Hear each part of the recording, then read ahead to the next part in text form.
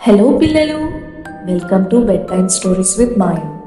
ఈరోజు రాత్రి మనం ఒక ప్రత్యేకమైన కథ విందామా?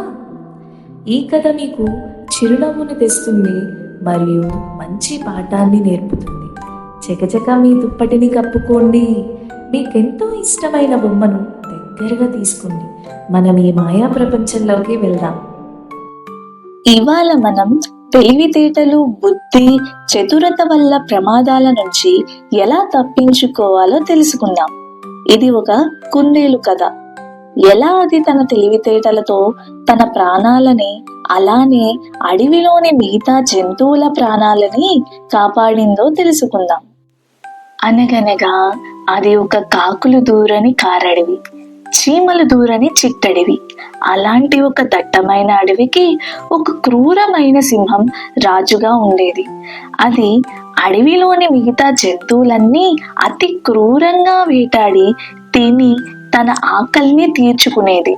మిగిలిన జంతువులన్నీ సింహాన్ని చూసి గజగజ వణికిపోయేవి. వయసు మీద పడడంతో సింహంలో వేటాడే సామర్థ్యం తగ్గింది. అది ఒక రోజు అన్ని జంతువులను పిలిచి, మీలో వంతుల వారీగా రోజుకొక జంతువు నాకు ఆహారంగా రావాలి. అలా రాకపోతే అన్ని జంతువులను వేటాడి చంపేస్తాను అని బెదిరించింది.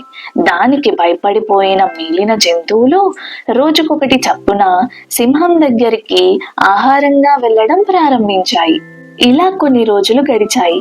ఒకరోజు ఒక కుందేలు వంతు వచ్చింది. ఆ కుందేలు చాలా తెలివైనది.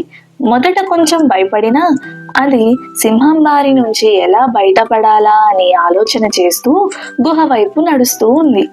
అలా వెళ్తుండగా దానికి దారిలో ఒక బావి కనిపించింది. ఆ బావిని చూసి ఒక ఆలోచన చేసి అప్పటి వరకు మెల్లగా నడుస్తూ వెళ్తున్న కుందేలు చకచక గుహ వైపు పరిగెత్తుకుంటూ వెళ్ళింది.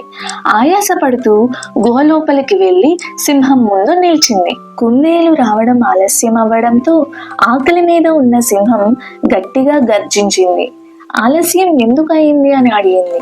ఆ కుందేలు ఆయాసపడుతూ ఇలా చెప్పింది, క్షమించండి మహారాజా, నేను మీ దగ్గరికి వద్దామని బయలుదేరినప్పుడు దారిలో ఒక బావి దగ్గర సింహాన్ని చూశాను. అది నేనే ఈ అడవికి మహారాజుని అని చెప్పి నాపై దాడి చేయడానికి ప్రయత్నించింది. దాని బారి నుంచి తప్పించుకుని ఇక్కడికి వచ్చేసరికి ఆలస్యమైంది. అప్పుడు ఆ సింహం ఇలా అంది, ఏమిటి, ఇంకో సింహమా? ఎక్కడ ఉంది చూపించు. ఈ అడవిలో నేనొక్కడే గొప్ప సింహాన్ని, నేనే మీ మహారాజుని. పద, దాని సంగతి ఏంటో చూద్దాం. కుందేలు సింహాన్ని లోతైన బావి దగ్గరికి తీసుకెళ్ళింది. ఇదిగోండి మహారాజా, ఈ బావిలోనే నేను ఆ సింహాన్ని చూశాను అని చెప్పింది. అప్పుడు ఆ సింహం బావి లోపలికి తొంగి చూసింది. నీటిలో దాని ప్రతిబింబాన్ని చూసి వేరొక సింహం ఉందనుకుంది. కుందేలు చెప్పింది నిజమే అని అనుకొని గట్టిగా గర్జించింది. అప్పుడు ఆ ప్రతిబింబం కూడా గట్టిగా గర్జించినట్టు అనిపించింది. వెంటనే కోపంతో బావి లోపలికి దూకేసింది. ఆ బావి చాలా లోతుగా ఉండడంతో అది మళ్ళీ ఎప్పటికీ తిరిగి పైకి రాలేకపోయింది. కుందేలు అడవిలోని మిగతా జంతువుల దగ్గరకు వెళ్ళి ఈ సంతోషకరమైన విషయాన్ని అందరితో పంచుకుంది. అప్పుడు అన్ని జంతువులు కుందేలు తెలివితేటలకు మెచ్చుకొని సింహం బారి నుంచి తప్పించుకున్నామని అనుకొని ఆనందంగా సంబరాలు చేసుకున్నాయి.